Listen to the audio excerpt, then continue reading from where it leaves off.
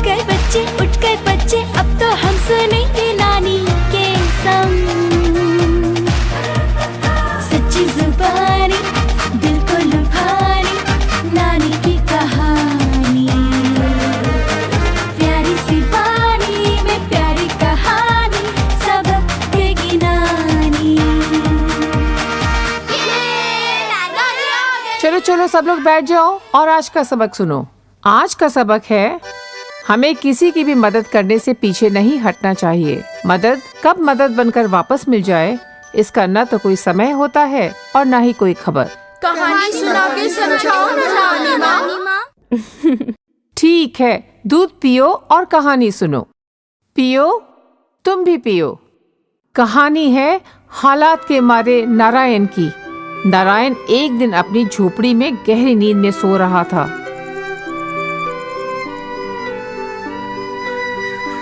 तभी अचानक कौवों की काव काव से उसकी नींद टूट जाती है। वह उठकर बाहर देखता है तो कौवे किसी चीज को देखकर कोलाहल मचा रहे थे।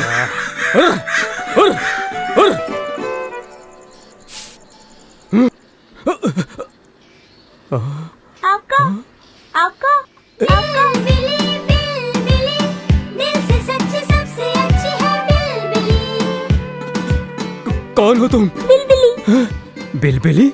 ये नीला रंग, ये लॉकेट कहाँ से आई हो बिलबिली? ओह, कुछ खाओगी? देखो, तुम साथ में रह सकती हो, पर तुम घर से बाहर नहीं निकलोगी। उस दिन से बिलबिली नारायण के पास रहने लगी। एक दिन नारायण हताश अपने घर को लौटता है। घर पहुंच के खिड़की के बाहर अपनी बंजर जमीन को एकटक देखता है। जमीन के लिए पारिवारिक लड़ाई में उसके हिस्से में वही जमीन आई थी। सब खत्म हो गया बिलबिली।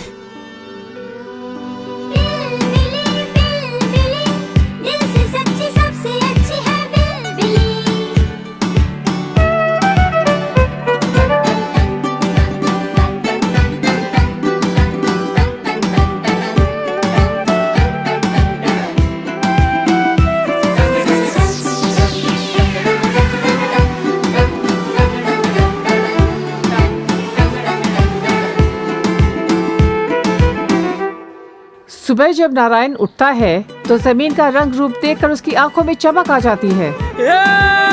जमीन उपजाऊ हो गई। बिलबिली, चमत्कार हो गया।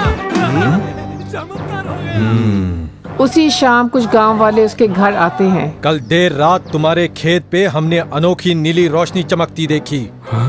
हमें शक है कि तुम कोई काला जादू कर रहे हो, इसीलिए हमें घर की तलाशी लेनी है।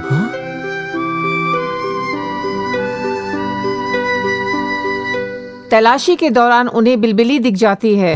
उसे पकड़ने की लपक झपक में बिलबिली के गले का लॉकेट गिर के टूट जाता है और नीली रोशनी चारों तरफ फैल जाती है।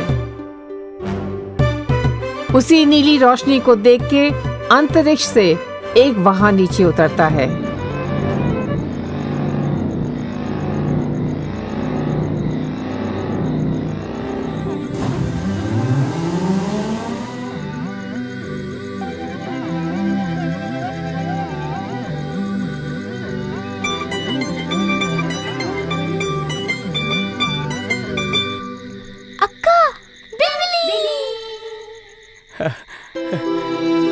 ओह बिलबिली, तुमने किया ये चमत्कार।